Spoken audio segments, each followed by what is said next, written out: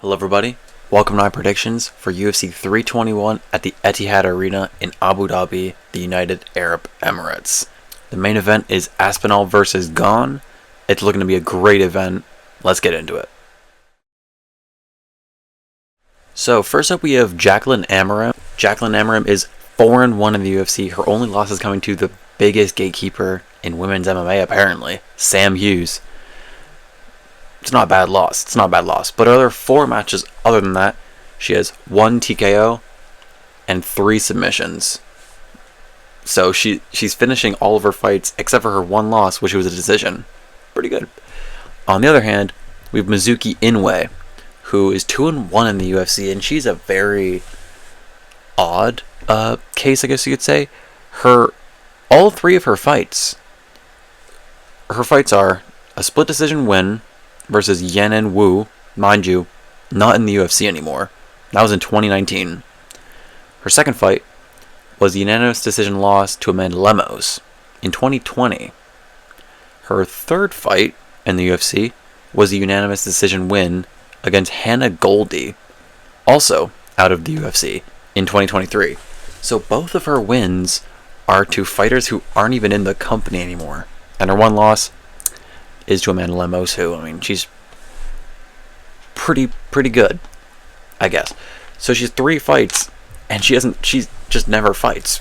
So Amorim absolutely should win this fight, and Mizuki, if she loses, should be cut, because I don't know why she's even here still, honestly. But yeah, Amorim should absolutely win. Next up we have Azat Maksum versus Mitch Raposo.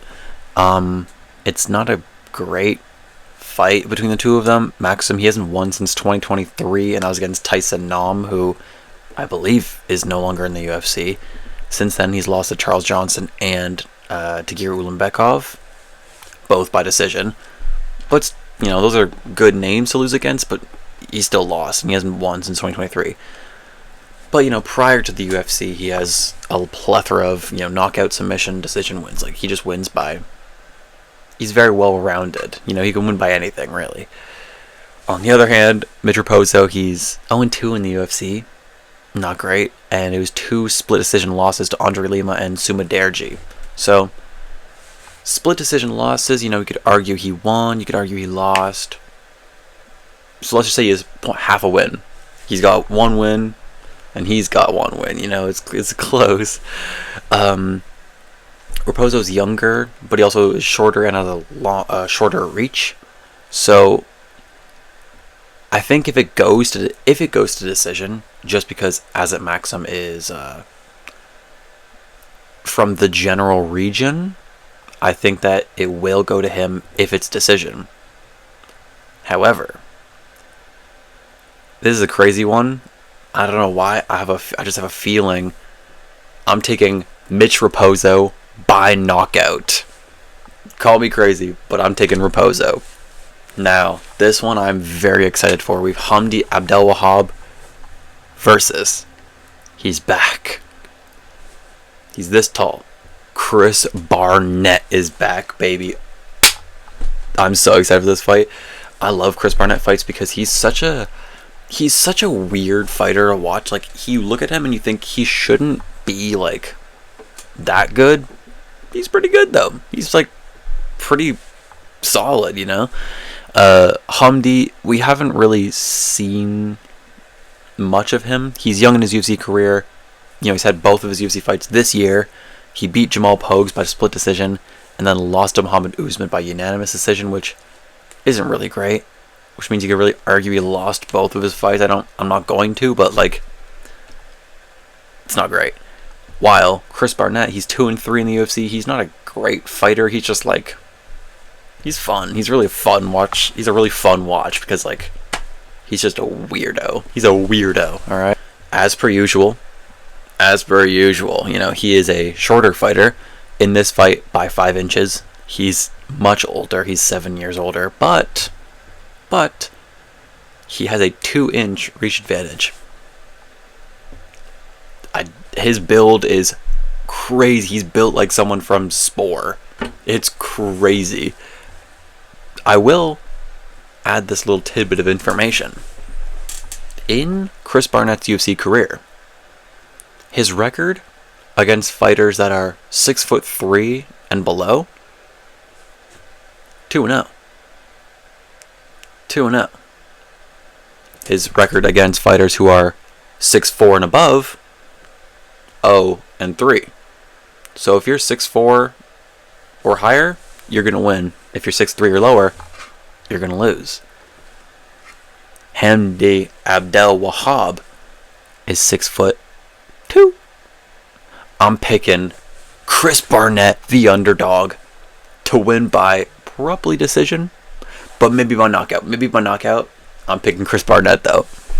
Now, this fight up ahead, it kind of pisses me off, because why does the UFC, why are they preying on Nathaniel Wood's downfall? We have Nathaniel Wood versus Jose Delgado. Why? What did Nathaniel Wood do other than maybe be a bit boring for them to hate him like this? He's 9-3 in the UFC. He's 5-1 since 2022. And a lot of his wins have aged pretty well. He's beat Charles Jourdain, who just slimed someone out last weekend.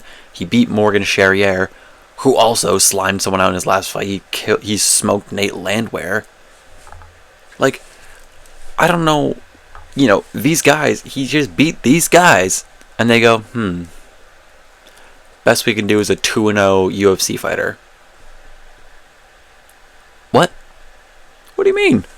He's beat okay names. He's beat Connor Matthews and Hyder Emil, who Hyder Emil's a better fighter than Connor Matthews. Still not a great fighter, though. Like, neither of them are comparative to Charles Jourdain or Morgan Charrier, for example. Why do you have this this matchup is so silly to me, and I don't like it, because I like Nathaniel Wood, and I think he's going to get, I hate to admit it, I do think Delgado's going to win, because he's just, first of all, 5-year age advantage, 5-inch height advantage, 4-inch reach advantage. What are we doing? Like, Delgado is, in every physical aspect, he's better. He's going to win. He's probably going to smoke Nathaniel Wood. I don't want to say that, but he probably is. I'm going to pick Delgado by probably whatever he wants. I mean, knockout or decision, really. Next up, we have a really interesting fight. It's two heavyweights who had their opponents pull out in the last few weeks. We have the number 15 ranked Valter Walker versus the debuting Louie Sutherland. Now, they both had fights, like I mentioned, that pulled out. Valter Walker had Muhammad Usman pull out not too long ago. Louie Sutherland had one of the Tafas. I think it was Junior or just. It was one of the Tafas. I forget. They're both shit. And so, they both had fights canceled, and they just went, alright, you two fight. Great. I had both of them as a pretty confident pick in both of their fights. I had Walker winning by submission against Usman easily. I had Sutherland beating Tafa by knockout easily. But, now these two are going against each other. I want Louie Sutherland to win just because, a bit of a bias, because of the region he's from and all that. But this matchup is much less favorable. Going from Tafa to Valter Walker is really tough of a matchup disparity. I do think Valter Walker is going to get a submission, probably. He's going to finish him. I'm thinking submission. Honestly, probably whatever he wants, he's going to win by. It's just a really bad debuting matchup for Sutherland. If he can win it, that's a great win. But I do think that it will be Valter Walker winning by whatever he wants. This fight, I think, is a little bit dumb, in my opinion. Similar to one of the ones I mentioned, Nathaniel Wood.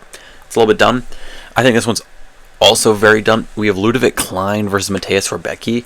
I don't understand how Chris Duncan winning the fight gets him Terrence McKinney, while Mateusz Rebecki losing gets Ludovit Klein, who's a better fighter. Maybe they just want like a sure win for Chris Duncan or something. Mind you, Terrence McKinney's not a sure win, but regardless, I don't know why they're giving the better fighter to the loser of the matchup. It's just silly to me. I don't understand it. Maybe I'm crazy. I kind of think this is a bit of an easy pick, just in my opinion. Like, it's just Ludovit Klein by like just a 29-28, a solid 29-28 or 30-27 decision. I think Rebecki on the feet might be a little bit of a better chin than Ludovit Klein, but like Klein's just gonna, he's gonna do whatever. Really, he's gonna be able to grapple better, strike a bit worse, but he's gonna land a good few shots on him, and I think he's just gonna handedly win a decision. Really. Next up, we have a ranking possibility matchup. We have Ikram Aliskerov versus Jun-Yong Park, the Iron Turtle. Oh, I'm so hyped. I love the Iron Turtle. He's such a fun fighter.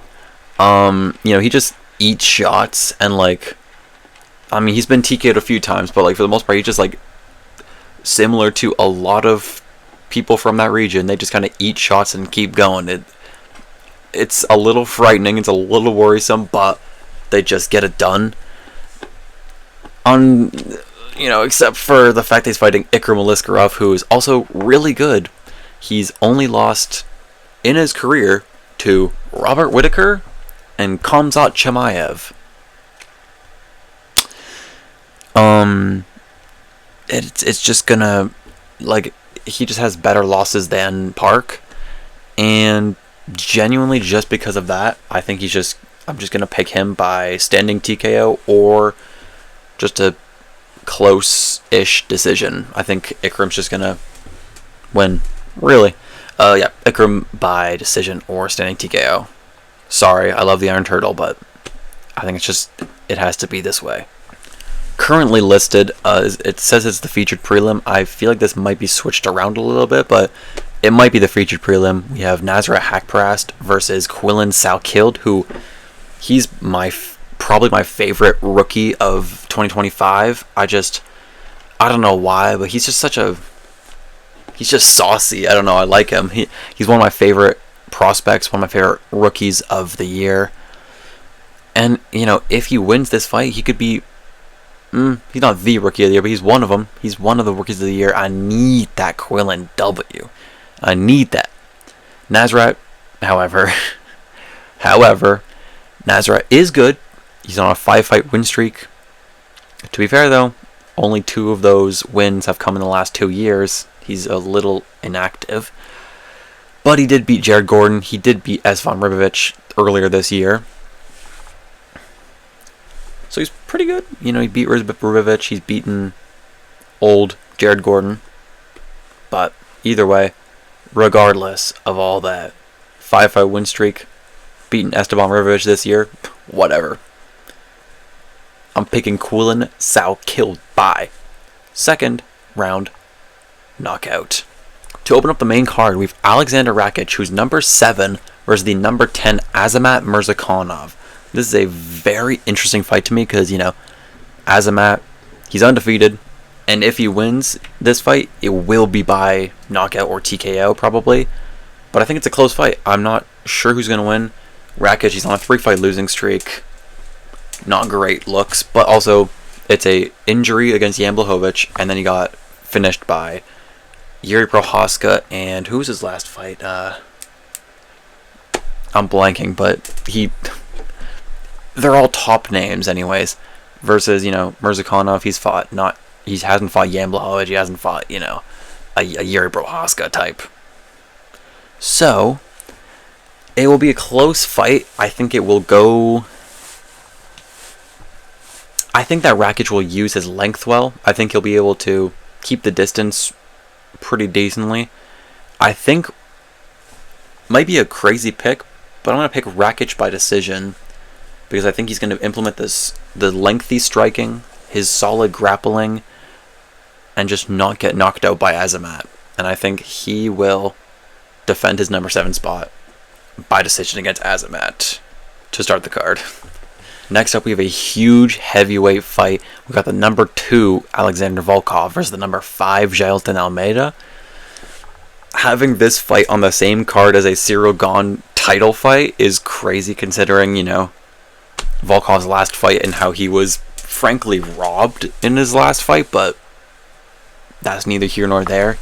Really, he should be in this title fight, but Tom's already beat Volkov, so it's not that horrible. This will be a very interesting fight because Volkov is, he's kind of on a nice little come up. He's been pretty well. Like, he dominated Pavlovich. He did well against Cyril Gane before losing by decision. But, the only issue with him is that he's kind of struggled against some wrestlers and grapplers in the past, considering, he's got a really not a good center of gravity, considering he is 6'7". Specifically Curtis Blades and Tom Aspinall, who are greats. They are greats. We don't know if Jaqueline is a great just yet, but he could get there. Jaqueline, on the other hand, I remember I had to double check these statistics to make sure they were correct, because it is a crazy numbers that he has. In total, like in his fights overall, he has an 84.2% control time in all of his fights. That's crazy. Only 2 people in his entire career, or in his UFC career, which is 10 fights long, in his last 10 opponents, only 2 people, Derek Lewis over 5 rounds, and Sergey Spivak, have landed 20 plus strikes on him, and all 10 of his last opponents combined have 126 combined strikes. So people are averaging 12.6 strikes on a fight over him. He's just so dominant with his grappling. I do not see Volkov being able to stop it, unfortunately. I like Volkov, and I would like him to win. I do not think he will. I think Jaqueline will win by maybe a submission, similar to what Tom did, or just a dominant decision. But either way, I think Jaqueline will just smoke him with the grappling, to be honest. And Volkov's going to be on a 2-fight losing streak, which... In our featured fight, we have the number 3 Umar Nurmagomedov versus the number 9 Mario Batista. This is, I'm not going to lie, it's a pretty boring fight. I don't love either of the fighters. Umar, don't love him. Mario, extra don't love him. His last win was Patchy Mix, who, considering recent events, it's aging worse and worse of a win. It's really just not good for him. I honestly don't have a lot to say about this one, just because it's just not really close to me. To me anyways, it's a pretty easy Umar Nurmagomedov by decision. I think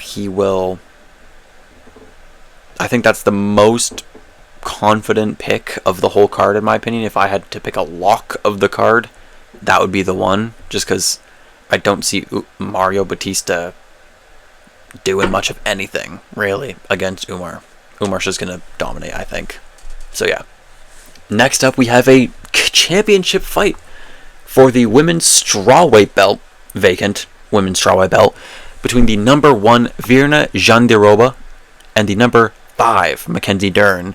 They fought before in the past. Dern won by decision. That was quite a few years ago, though. Since their fight, though, Virna Jandiroba is 6-1, while Mackenzie Dern is 5-4. So, one took that loss on the chin, and while Mackenzie Dern's just kind of done that. And, they fought generally a lot of the same people. They both fought, Yan Xiaonan, Lupi Godinez, Amanda Lemos. And, Virna has just won better. And better names, generally. Like, Dern, she fought, Tisha Pennington, Nina Nunes. But Jandiroba's just much improved since that fight. And Dern she's improved, but not to the same level, I do not think. And I think that Jandiroba wins this time around. I don't think the UFC wants her to win this one, but I do think that she is just a bit of a better fighter. And I think if she could win by finish, she could win by submission, maybe. I think it'll be a close one, but I'm going to lean Jandiroba to be the new champion, which is such a sauceless fight. I'm sorry. It's very sauceless, but at least we know who the next fight is. It's Tatiana Suarez, so cool. I have Virna winning, though, by decision, probably. And lastly, the main event, we have the champion, Tom Aspinall, versus the number 1 Ciryl Gane, which is a very contentious fight, just it existing. Because, first of all, you have Ciryl Gane, who arguably did not even win his last fight against someone else on this card, Alexander Volkov. You have Ciryl Gane, who's currently 0-2 in title fights. Might be 0-3. And then, lastly, Ciryl Gane lost to Jon Jones, which is just controversial in itself. But this is Tom Aspinall's technically first undisputed title defense, because he did defend the interim title against Curtis Blade. So technically, it's his second defense, but his first undisputed defense, which is weird because he didn't win. Then it's a little silly to me, but either way, it's Tom's second defense if you really think about it. I hope Tom wins quicker than Jon Jones did. However, I don't think he will. I do think this will be the possibly toughest matchup of Tom Aspinall's career. I think this will also be the longest matchup of Tom Aspinall's career. I'm going to say Tom wins. I don't know by what. I don't know if he'll finish Ciryl Gane or if he'll just go to decision, because Gane is a very good fighter. I will say Gane is a very good fighter. But I think Tom is the best fighter in the division. I think if they fight 10 times, Tom wins 8 times or so. I think he is the current best heavyweight on the roster. Win or lose, I still think he's a better fighter, but I really hope he wins in the first round easily. I don't think he will, and I think people will have an argument for Jon Jones, the Glazers. The Glazers going, oh, Jon Jones beat him quicker. I'm not having that. Tom Aspinall retains, is technically, officially, the undisputed heavyweight champion of the UFC. And the reign will start with a bang. That is all for my predictions for UFC 321 from the UAE. Let me know if you guys think that these picks stunk, or if they were great. Let me know what you guys think in the comments below. And, give a follow, give a subscription if you think that was alright, if you think it was good. Once again, thank you everybody. Have a good one. Peace.